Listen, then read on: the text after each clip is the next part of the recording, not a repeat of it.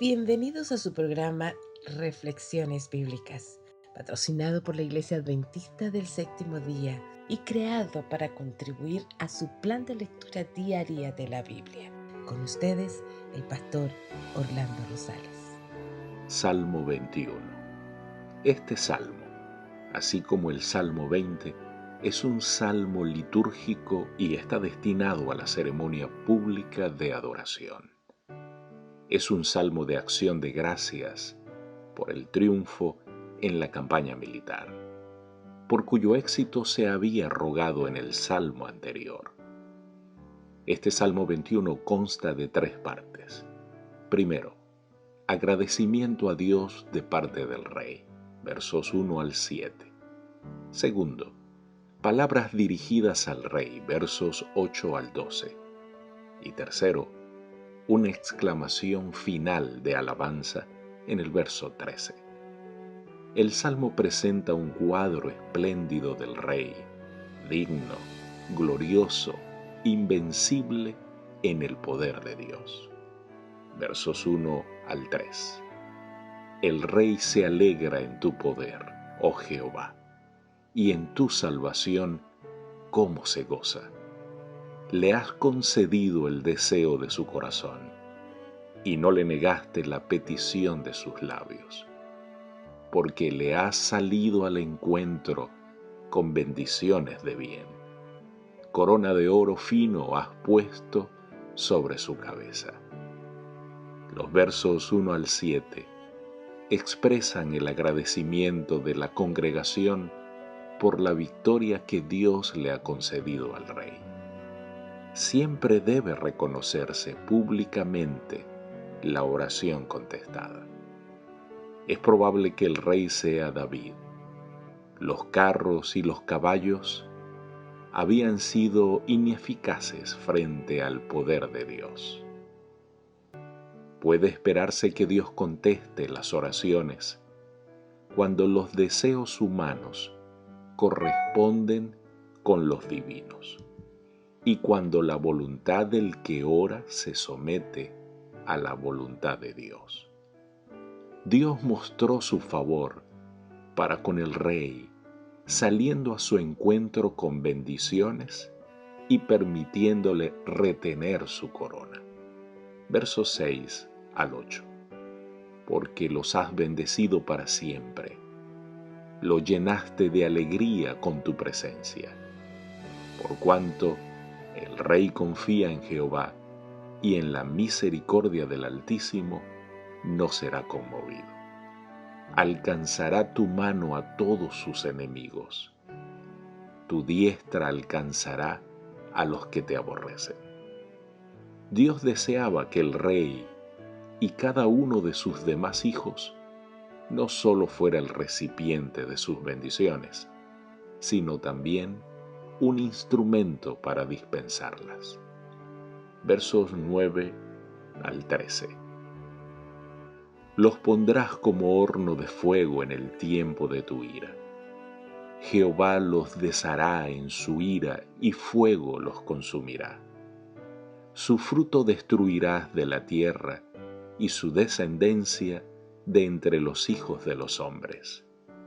Porque intentaron el mal contra ti, fraguaron maquinaciones, mas no prevalecerán. Pues tú los pondrás en fuga, en tus cuerdas dispondrás saetas contra sus rostros. Engrandécete, oh Jehová, en tu poder. Cantaremos y alabaremos tu poderío. Se menciona horno de fuego, en hebreo tanur. Este era el horno donde se hacía el pan, calentando a fuego vivo, o el horno donde se derretía el metal, calentando al rojo, a temperatura muy elevada. La destrucción final de los impíos será total, como lo afirma Malaquías capítulo 4, verso 1, y como lo confirma Apocalipsis 20, versos 14 y 15. La palabra ira del hebreo pané, literalmente rostro, pero también puede significar voluntad. El pasaje podría entonces leerse: los pondrás como horno de fuego en el tiempo de tu voluntad. Es decir, cuando Dios decida hacerlo. Este destino final aguarda a los malvados y a toda su descendencia impía. No prevalecerán. Los mejores planes humanos fracasan si Dios se opone a ellos. Contra sus rostros es una descripción gráfica de lo que ocurre cuando los enemigos huyen ante sus perseguidores, y estos se adelantan y les disparan las saetas en la cara. Engrandécete, dice el Salmo. Así como el Salmo 20, este salmo concluye con una oración. El salmista completa así, en labios de la congregación, sus buenos deseos y sus profecías en favor del rey. Ahora se vuelve a Jehová y le ruega que se revele como la fuente de toda la fuerza de su pueblo. Así como en el versículo 1. Este es un cuadro final de alabanza universal. Querido Dios, guerrero poderoso que proteges con invariable amor a tus hijos, exaltado sea tu nombre, Señor, y tu poder para siempre. Te lo pedimos en el nombre de Jesús. Amén. Dios te bendiga. Salmo 22. Este salmo, que refleja el más intenso padecimiento, es designado como el salmo profético y mesiánico. También se lo ha denominado el Salmo de la Cruz. Y esto a causa de las aplicaciones que de él hacen escritores del Nuevo Testamento para referirse a los sufrimientos del Inmaculado Hijo de Dios. Cuando pareció que su padre lo había olvidado a pesar de que había depositado toda su confianza en él. Aunque el salmista parece relatar su propia experiencia, las frecuentes referencias a este salmo en el Nuevo Testamento atestiguan el carácter mesiánico, por lo menos de algunas de sus partes.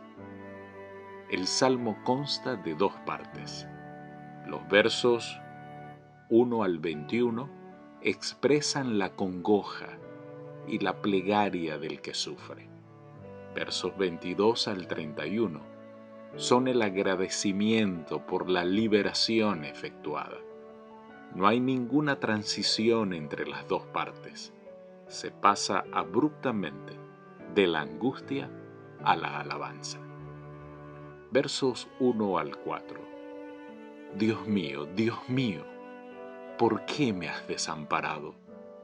¿Por qué estás tan lejos de mi salvación y de las palabras de mi clamor? Dios mío, clamo de día y no respondes, y de noche no hay para mí reposo.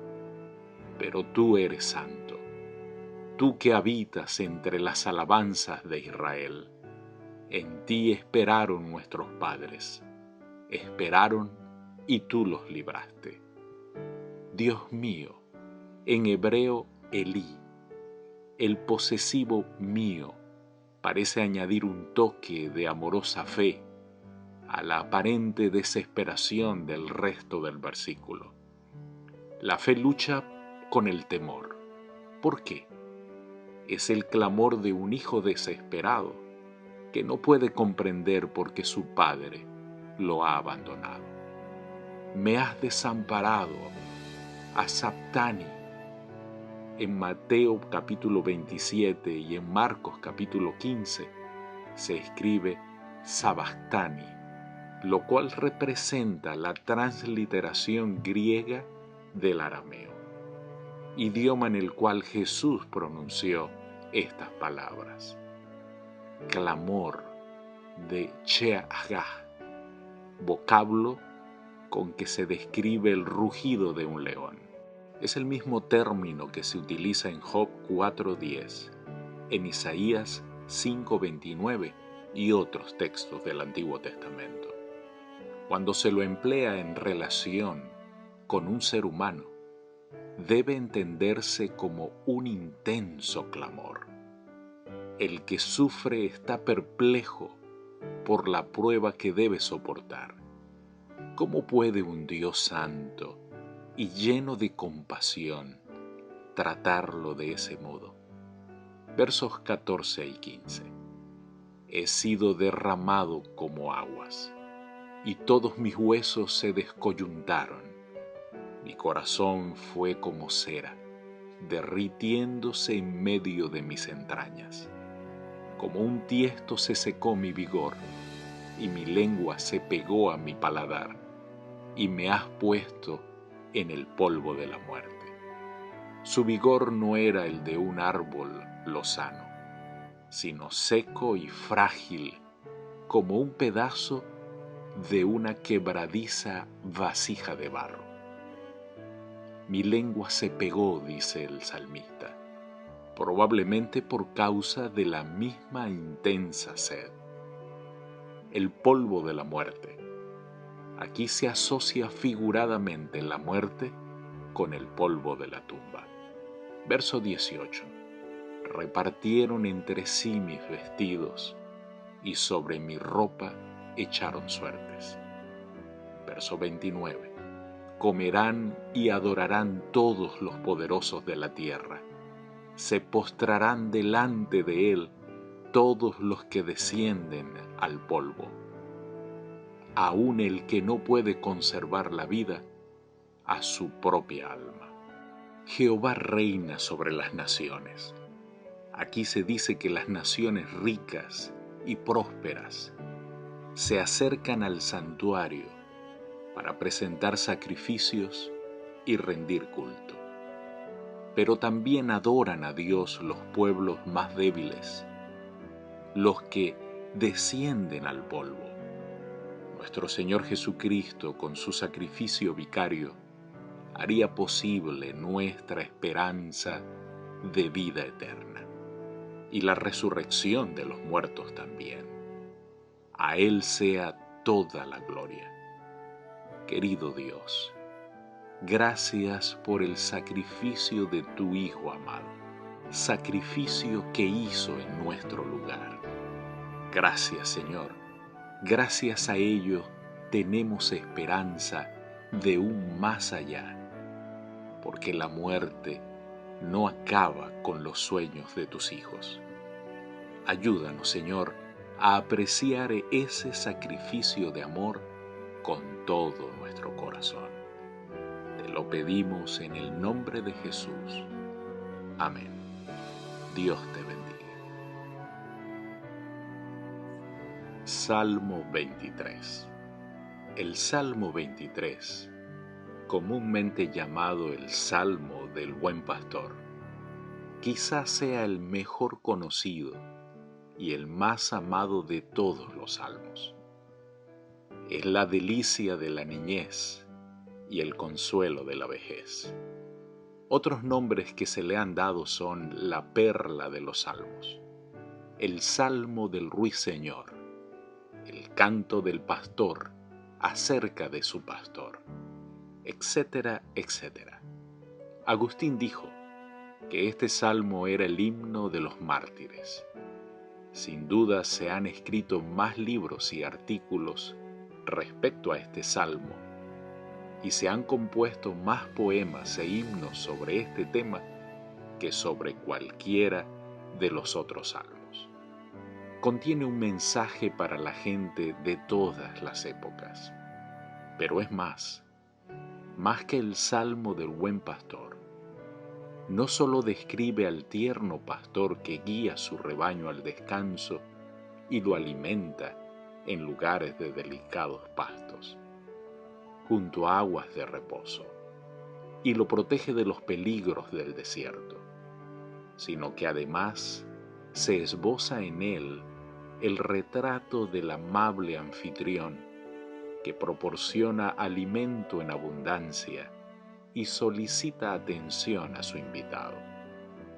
El salmo termina con una confesión de absoluta confianza en Jehová, quien guiará a su hijo con amor por esta vida y lo recibirá como invitado suyo hasta el fin de sus días.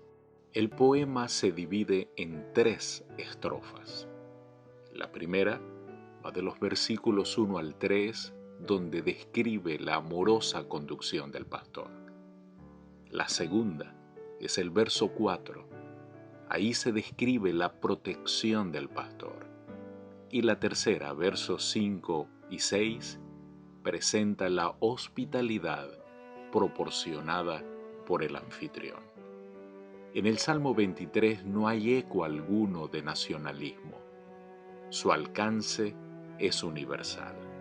No hay duda de que las experiencias de David como pastor en los escarpados cerros de Judea y más tarde como anfitrión real de la opulencia de la corte de su ciudad capital, lo prepararon para escribir este dulcísimo trozo de lírica sagrada. Versos 1 al 3.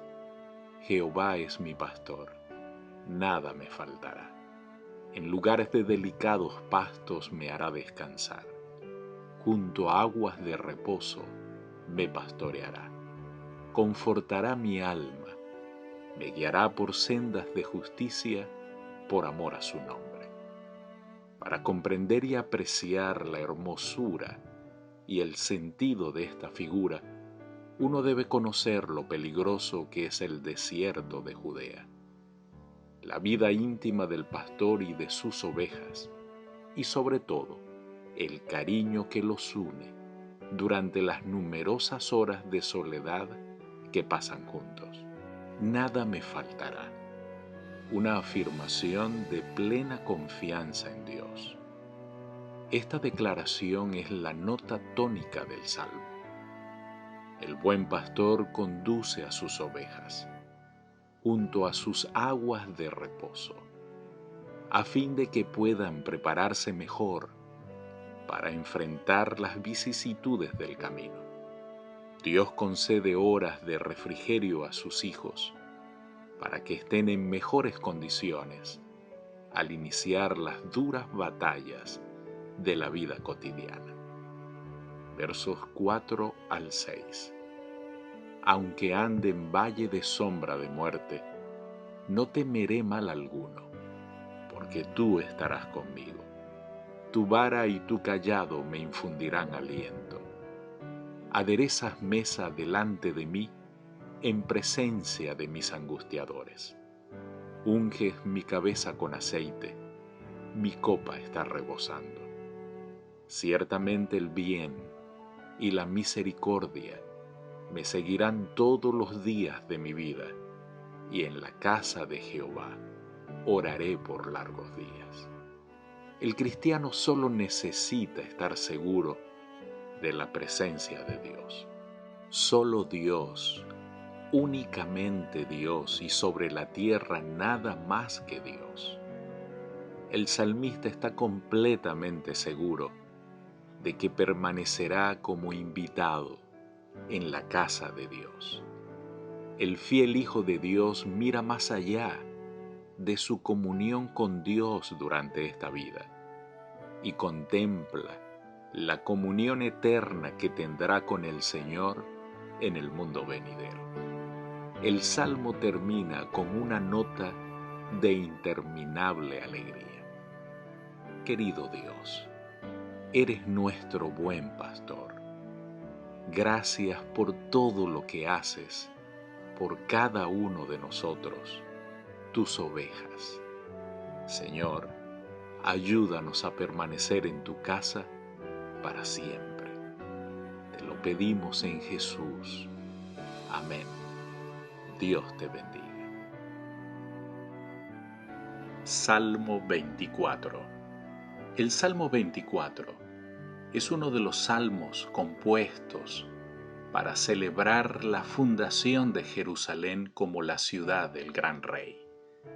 Podemos ver otros salmos parecidos, el Salmo 30, Salmo 101.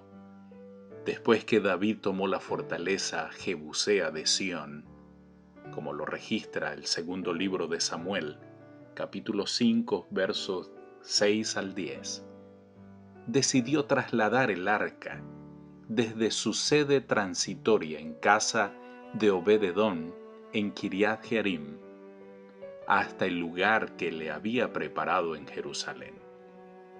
Preparó una ceremonia para esta ocasión y como parte culminante de este servicio se cantó el Salmo 24.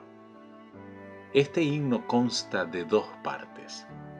Cuando se cantaba mientras se trasladaba el arca, sin duda se entonó la primera parte al pie de la colina donde se levantaba Jerusalén. Antes de que los participantes comenzaran a descender hasta la ciudad. Esos son los versos 1 al 6. La segunda parte se cantó frente a las puertas de la ciudad, inmediatamente antes de hacer la entrada triunfal. Eso es en los versos 7 al 10. Posiblemente las dos estrofas de la primera parte fueron cantadas en forma alternada por dos coros. Los desafíos y las respuestas de la segunda parte sin duda se cantaron en forma antifonal. Los versos 7 al 10 aparecen en el inspirador coro: alzado puertas, vuestras cabezas. Verso 1: de Jehová es la tierra y su plenitud, el mundo y los que en él habitan. Como Dios es creador y Señor de toda la tierra, Él tiene derecho sobre ella, sobre todo lo que la misma contiene y sobre todos sus habitantes. Este concepto elimina el exclusivismo del judío o del gentil. Versos 3 y 4. ¿Quién subirá al monte de Jehová? ¿Y quién estará en su lugar santo?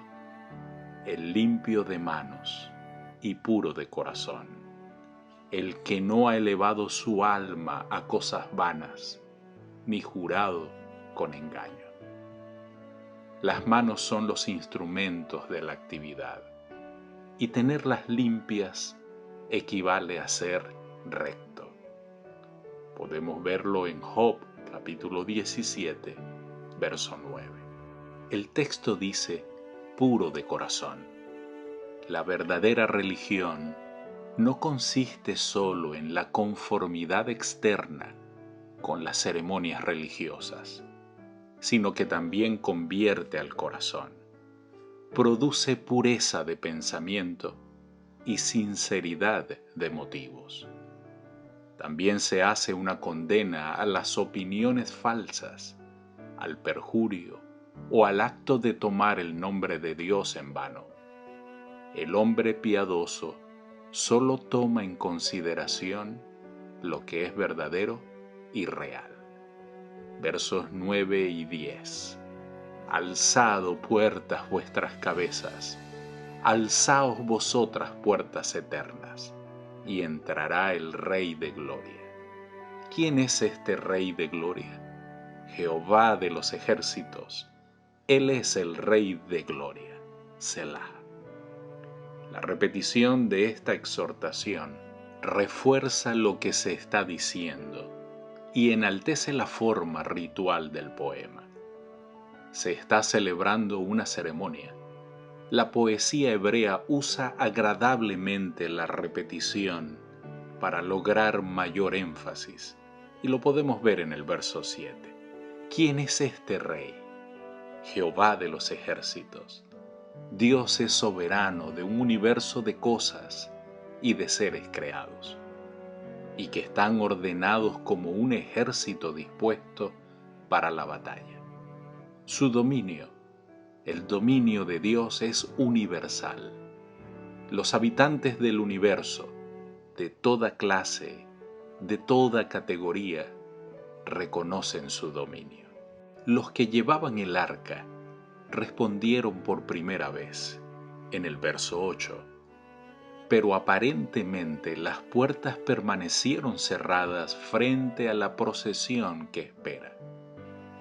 Cuando responden por segunda vez con la frase Jehová de los ejércitos, en vez de Jehová el fuerte y valiente, Jehová el poderoso en batalla, parece haber sido un glorioso canto y una seña para que se abriera la ciudad, con lo cual se refuerza el efecto del ritual.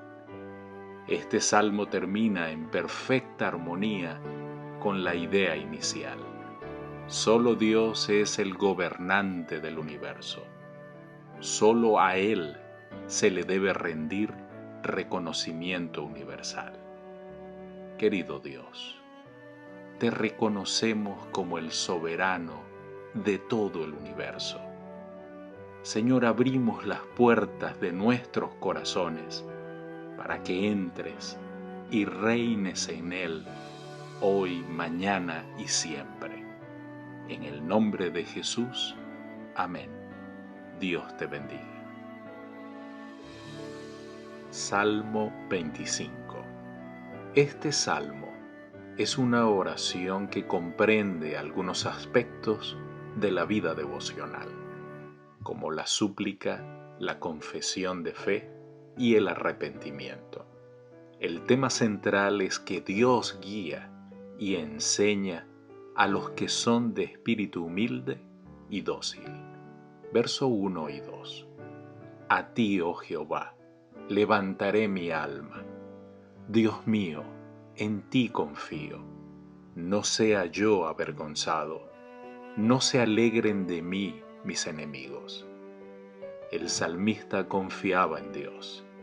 Sus enemigos habrían tenido buena razón para triunfar si esta confianza era traicionada. Versos 4 al 7. Muéstrame, oh Jehová, tus caminos. Enséñame tus sendas. Encamíname en tu verdad y enséñame, porque tú eres el Dios de mi salvación. En ti he esperado todo el día.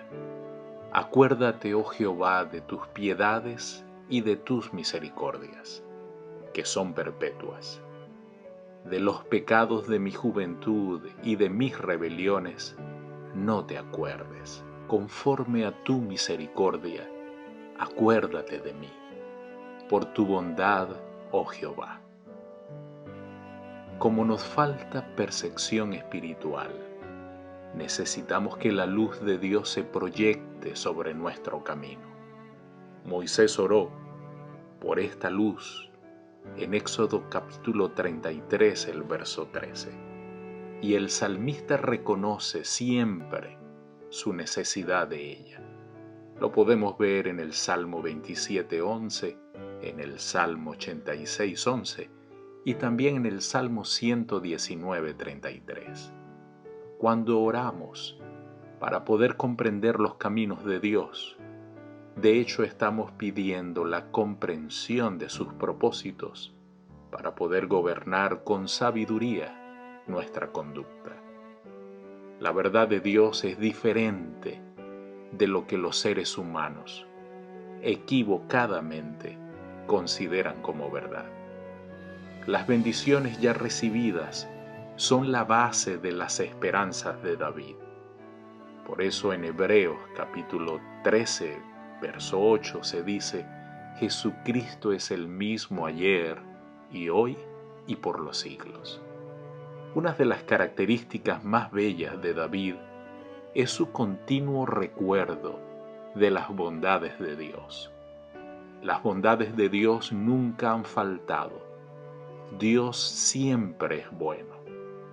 Los pecados de mi juventud, dice el salmista, consciente quizás de la tendencia del Padre terrenal a perdonar las insensateces de la mocedad de su Hijo, el salmista le ruega a su Padre celestial que olvide los deslices de su juventud. Al darse cuenta de que el pecado excluiría la misericordia de Dios, por la cual ya había orado en el verso 6, pide ahora el perdón.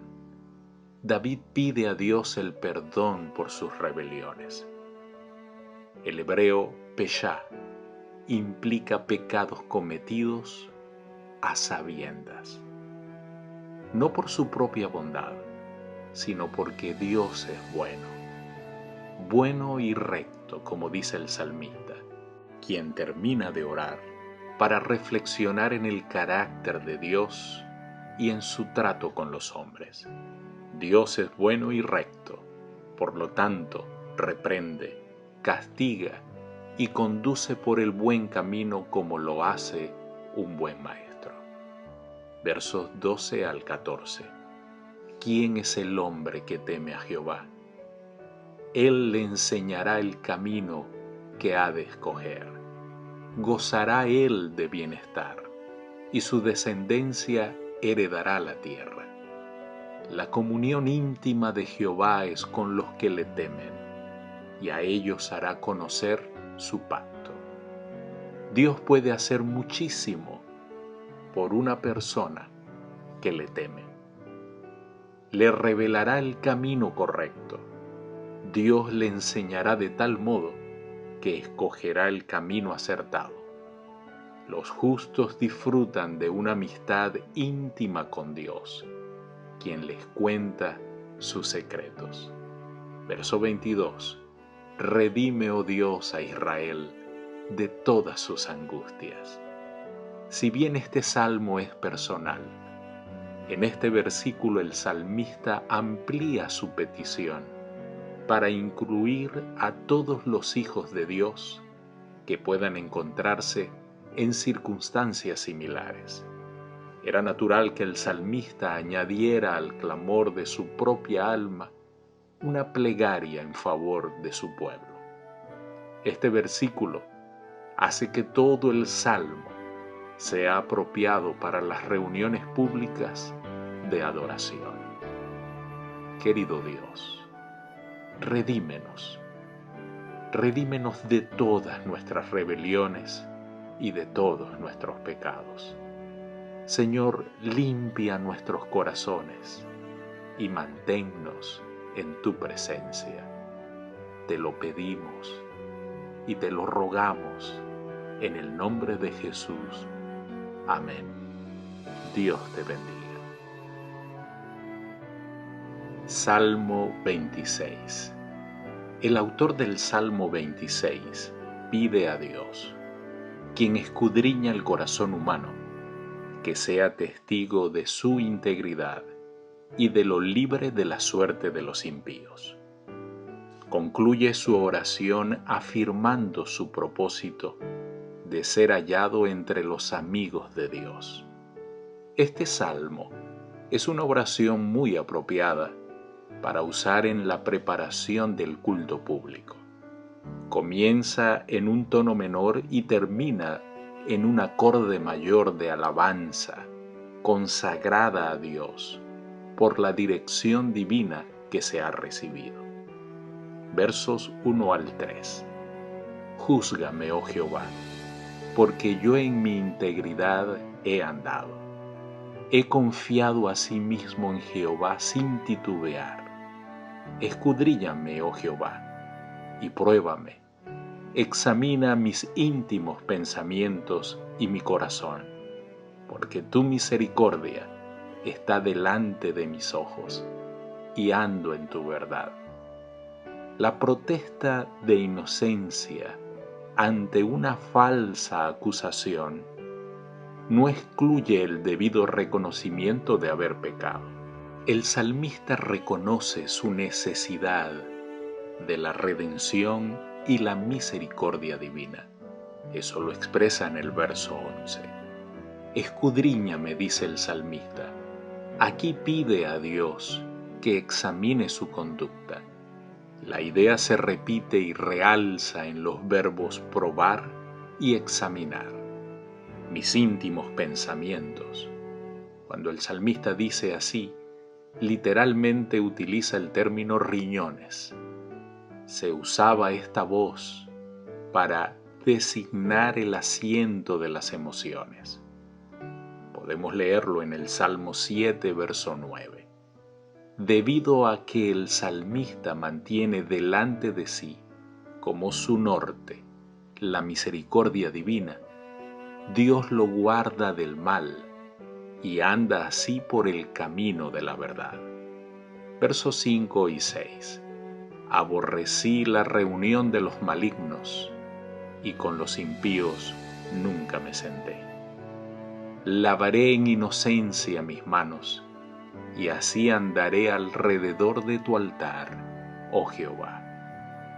Los hebreos a veces se lavaban las manos para simbolizar pureza. Lo leemos en Deuteronomio 21:6 y en Mateo 27:24.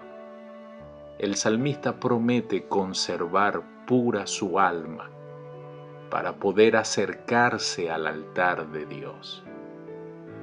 Isaías dice en el capítulo 52, verso 11, purificaos los que lleváis los utensilios de Jehová. El salmista desea ser puro para poder unirse con los adoradores en el templo. Versos 8 al 10. Jehová, la habitación de tu casa he amado, y el lugar de la morada de tu gloria. No arrebates con los pecadores mi alma, ni mi vida con hombres sanguinarios, en cuyas manos está el mal, y su diestra está llena de sobornos. Es bueno evitar el mal, pero si la religión no pasa de allí, la experiencia es negativa. Es mejor ir al lugar donde Dios está. Esto es positivo, como lo dice el Salmo 27:4. En el santuario, lejos de las distracciones del mundo, la gente puede darse cuenta de la gloria de Dios. El salmista no desea figurar entre los pecadores, ni estar con ellos en la destrucción final. Versos 11 y 12. Mas yo andaré en mi integridad, redímeme y ten misericordia de mí. Mi pie ha estado en rectitud, en las congregaciones bendeciré a Jehová. El salmista ha resuelto seguir por el mismo camino que ha transitado hasta ese momento. Esta resolución afianza la plegaria de la segunda parte del versículo, redímeme. El hecho de que el salmista pida que se lo libre del pecado muestra que él no pretende ser perfecto en un sentido absoluto. Ten misericordia de mí. Dios mostrará su misericordia al escuchar la oración del salmista. Este salmo debiera llevarnos a un autoexamen en cuanto a nuestra lealtad a Dios. Y cuando encontremos un lugar llano en nuestra experiencia cristiana, debiéramos agradecer a Dios por las evidencias de nuestra salvación. Necesitamos cultivar el hábito de pensar en lo bueno, de evitar las malas compañías, de deleitarnos en la asistencia al culto público. Entonces podremos bendecir a Jehová en la congregación de los justos. Querido Dios, que podamos deleitarnos siempre en tu compañía. Y Señor, que estemos reunidos en tu casa para adorarte en la compañía de todos los santos. Te lo pedimos en el nombre de Jesús. Amén. Dios te bendiga. Salmo 27. David escribió este salmo mientras huía y tenía que buscar refugio en las rocas y en las cuevas del desierto. El salmista manifiesta aquí su confianza en Dios en medio de los peligros. Se lo ha llamado el Salmo restaurador. En la conclusión, los versos 13 y 14, se ve el seguro alivio proporcionado por la esperanza que ha puesto en Dios. Versos 1 al 3. Jehová es mi luz y mi salvación. ¿De quién temeré? Jehová es la fortaleza de mi vida. ¿De quién he de atemorizarme? Cuando se juntaron contra mí los malignos, mis angustiadores y mis enemigos, para comer mis carnes, ellos tropezaron y cayeron. Aunque un ejército acampe contra mí, no temerá mi corazón. Aunque contra mí se levante guerra, yo estaré confiado. Para David, Jehová es la luz que ilumina las tinieblas que lo rodean y alumbra su camino. ¿De quién temeré?, pregunta. Ni de los otros dioses, porque son falsos, ni de los demonios, ni de seres humanos. El salmo comienza con una expresión de absoluta falta de temor, el cual desaparece por la confianza que el salmista tiene en Dios. El salmista compara muchas veces a sus enemigos con bestias feroces, pero tropezaron y cayeron, fracasaron en lo que se proponían. Las declaraciones de este versículo parecen referirse a algún incidente específico cuando David se salvó de las arremetidas de sus enemigos. Versos 5 y 6. Porque Él me esconderá en su tabernáculo en el día del mal. Me ocultará en lo reservado de su morada. Sobre una roca me pondrá en alto. Luego levantará mi cabeza sobre mis enemigos que me rodean. Y yo sacrificaré en su tabernáculo sacrificios de júbilo. Cantaré y entonaré alabanzas a Jehová. Esta explosión de alabanza brota de un corazón tan lleno que el salmista expresa su determinación, explayándose extensamente en cantar a Dios por sus maravillas en su favor. Versos 7 y 8. Oye, oh Jehová, mi voz con que a ti te clamo. Ten misericordia de mí y respóndeme. Mi corazón ha dicho de ti, buscad mi rostro. Tu rostro buscaré, oh Jehová. Las expresiones de plena confianza dan paso a un melancólico ruego en procura de ayuda. A pesar de la confianza que el salmista tenía en Dios, la gravedad de las circunstancias lo obligaban a suplicar su ayuda en forma muy, pero muy real. Aunque estemos seguros, mis amados, del favor de Dios, es necesario que constantemente reconozcamos nuestra necesidad de Él y que la solicitemos con vehemencia. Versos 13 y 14. Hubiera yo desmayado si no creyese que veré la bondad de Dios en la tierra de los vivientes. Aguarda a Jehová, esfuérzate y aliéntese tu corazón. Sí, espera a Jehová. ¿Qué habría sido de mí si yo no hubiese creído en la bondad de Dios? Sus enemigos son tantos y tan temibles que desmayaría si no fuera por su completa confianza en que finalmente vería una revelación de la bondad de Dios en la tierra. Estos pasajes finales del Salmo 27 señalan una fe sublime que cada uno de nosotros como hijos de Dios debiéramos anhelar profundamente. Si la esperanza no mantuviera viva la llama, la fe podría convertirse en temor. Aguarda a Jehová. En primer lugar, el salmista se exhorta a sí mismo. Su naturaleza más fuerte anima a su naturaleza más débil. para que ésta no se desespere. El salmo termina con la repetición de la orden sí, espera a Jehová, como si el salmista quisiera fijar en la mente del lector la idea de que en todo momento de duda o peligro, en vez de desesperarnos, debiéramos avanzar, confiando siempre en Dios, quien es nuestra fortaleza, nuestra luz y nuestra salvación. Querido Dios, fija en nosotros esta declaración del salmista. Sí, espera a Jehová, confía en el Señor. En el nombre de Jesús, amén. Dios te bendiga.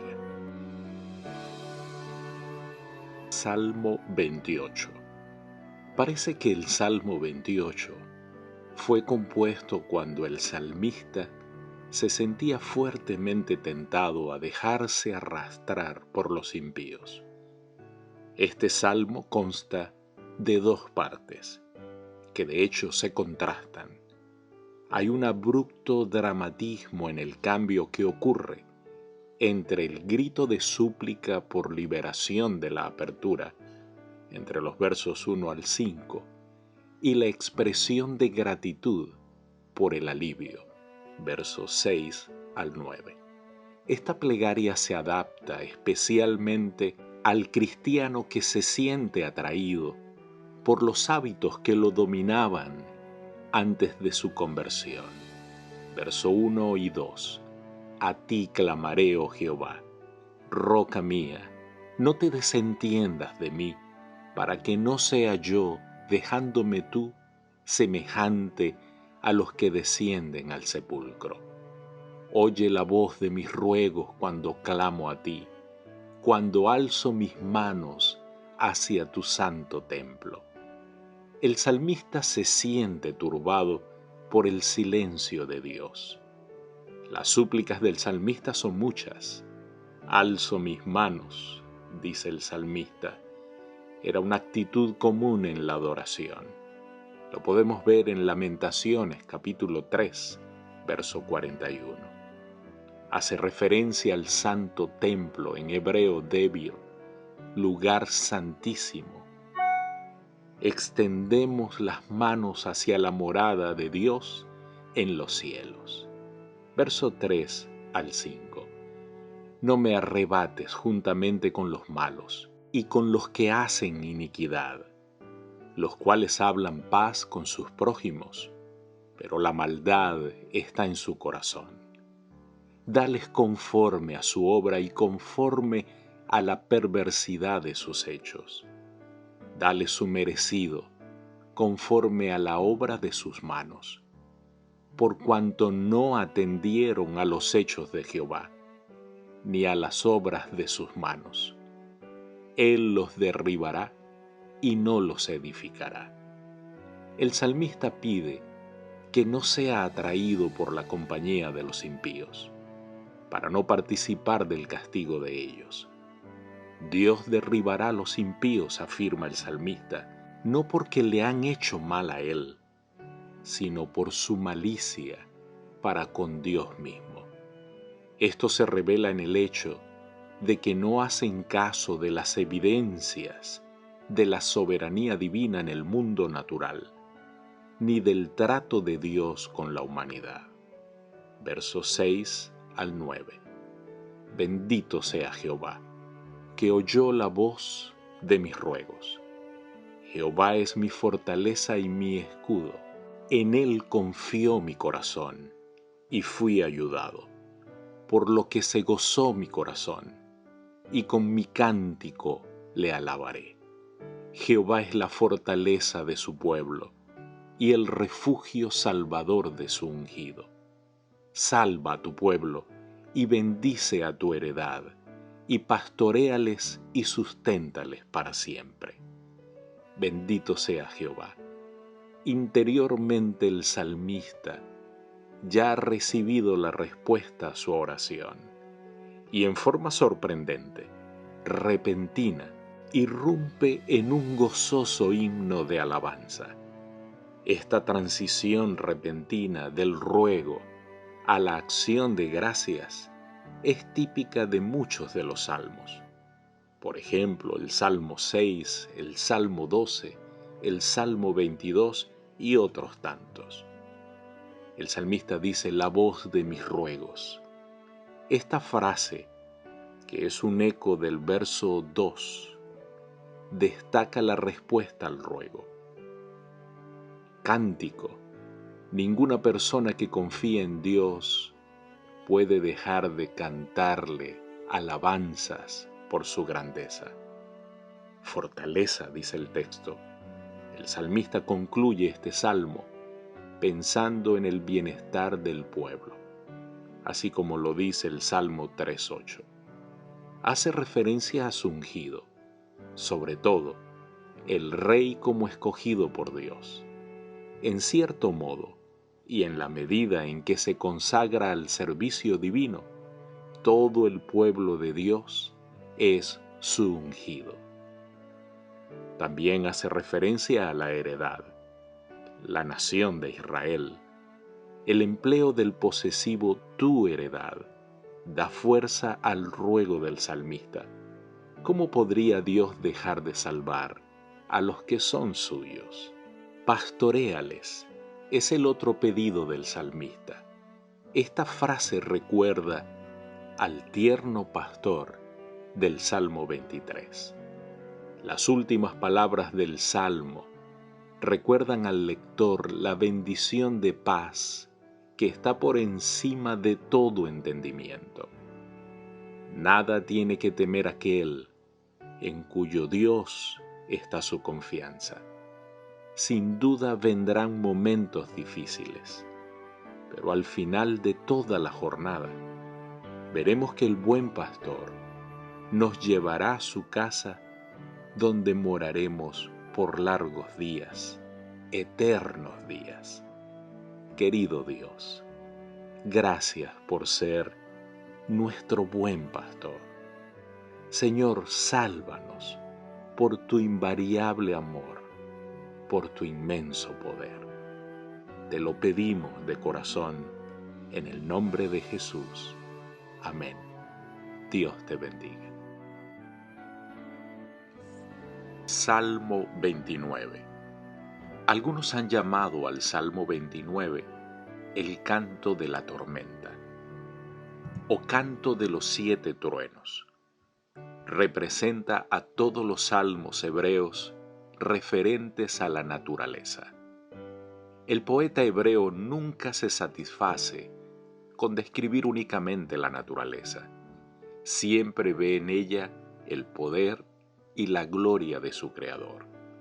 El nombre de Dios, Yahvé, aparece 18 veces en este salmo.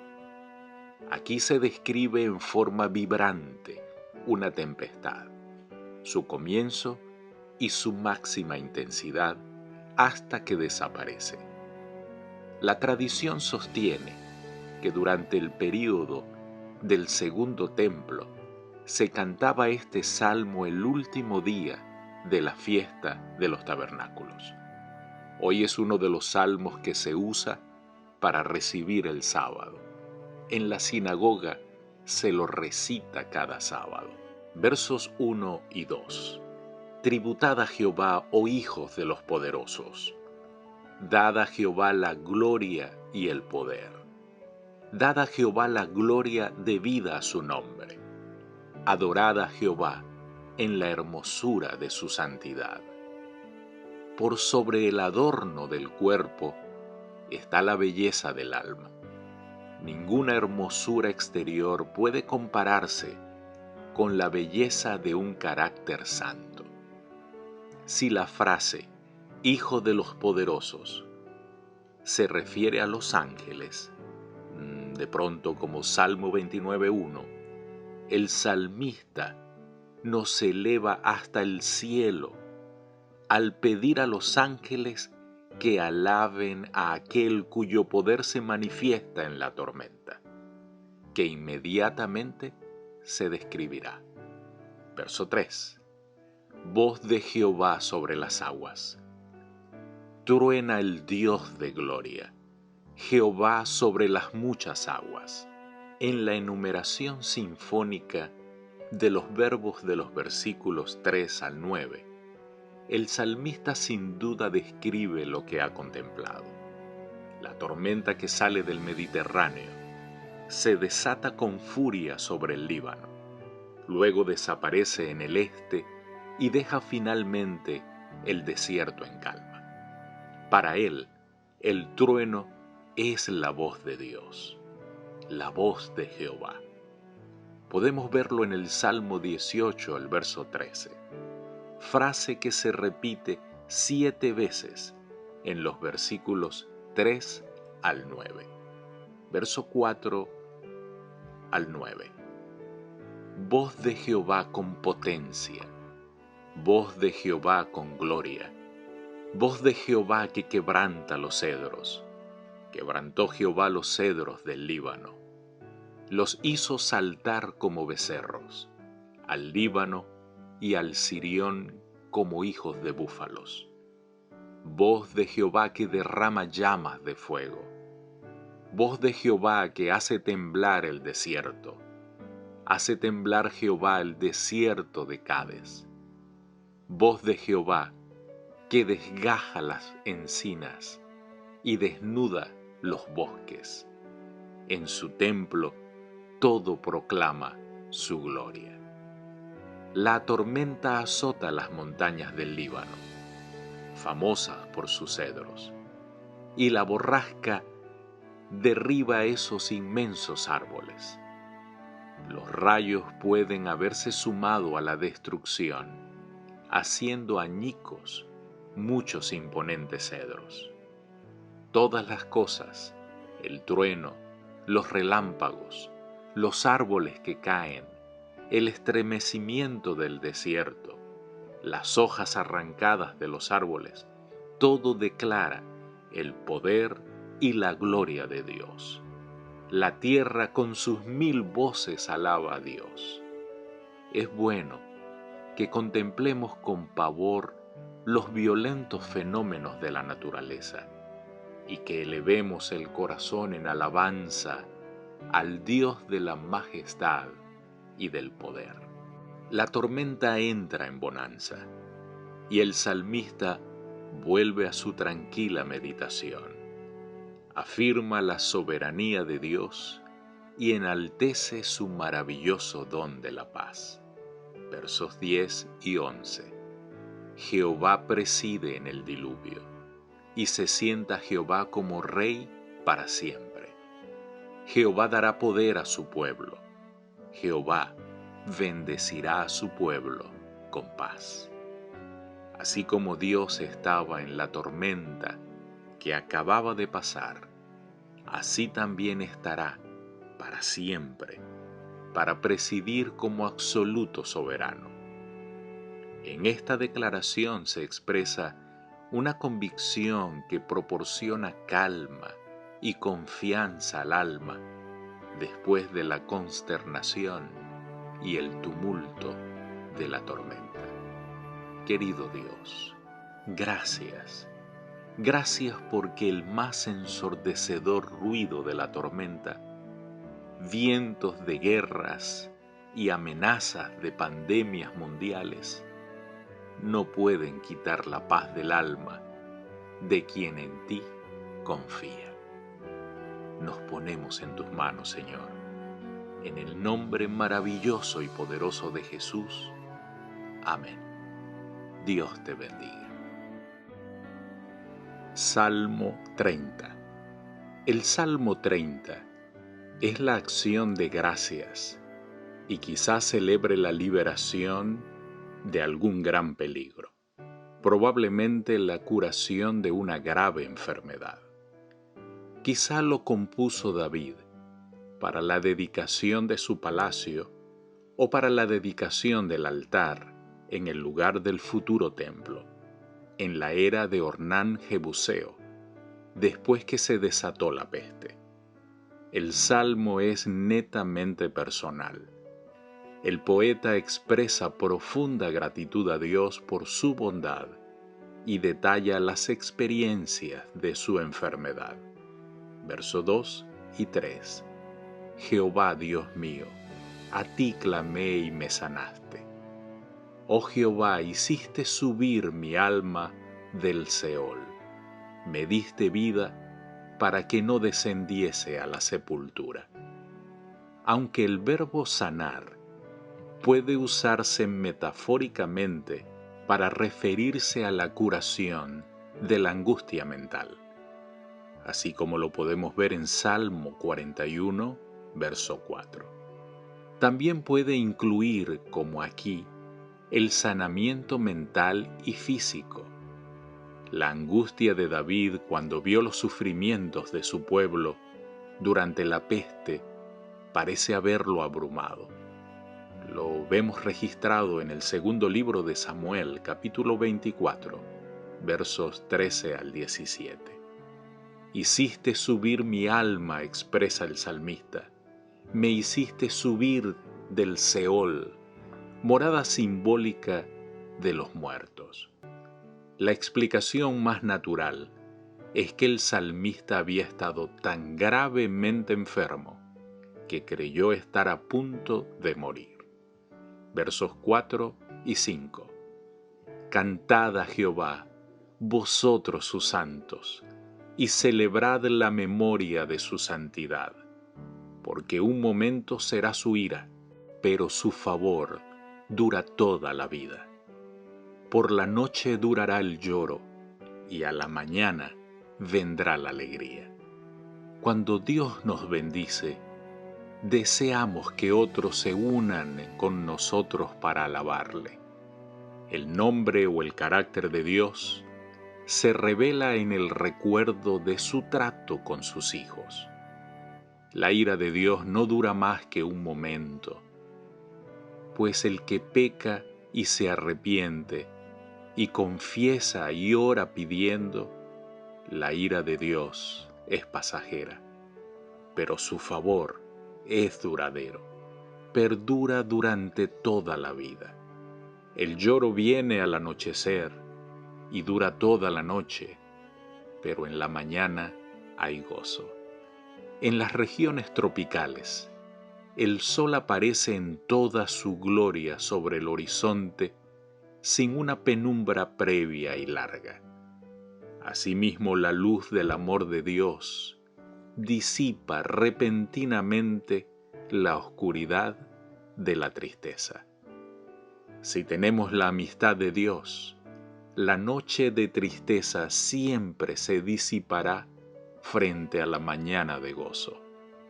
Se mantiene un paralelismo entre los términos ira y favor, momento y vida, noche y mañana, lloro y alegría. Verso 9 al 12. ¿Qué provecho hay en mi muerte cuando descienda a la sepultura? ¿Te alabará el polvo? ¿Anunciará tu verdad? Oye, oh Jehová, y ten misericordia de mí. Jehová, sé tú mi ayudador. Has cambiado mi lamento en baile, desataste mi cilicio y me ceñiste de alegría. Por tanto, a ti cantaré, gloria mía, y no estaré callado. Jehová Dios mío, te alabaré para siempre. Sé tú mi ayudador. Mediante el sufrimiento el salmista había aprendido que solo en Dios podía encontrar ayuda. Has cambiado, dice el salmista. Nótese el agudo contraste. Lamento a baile, cilicio a alegría. Baile es una evidencia de alegría. Los niñitos danzan sin inhibiciones cuando están contentos y agradecidos. Cilicio, vestimenta de luto. Para siempre, dice también el salmista, literalmente, para una edad, o sea, durante la vida del salmista. Él se propone agradecer a Dios en todas las actividades de su vida. Ha aprendido la lección de la adversidad, que lo preparará para mantenerse en pie en la prosperidad. Dios es infinitamente misericordioso con sus hijos. Permite la prueba y Él da la salida a ella. Aún en los casos de enfermedad, donde los hijos de Dios finalmente mueren, la oración no queda por eso sin respuesta, sino que el milagro será mayor. Siempre una resurrección es mayor que una sanidad. Querido Dios, bendito seas, poderoso y misericordioso Señor. En el nombre de Jesús, amén. Dios te bendiga.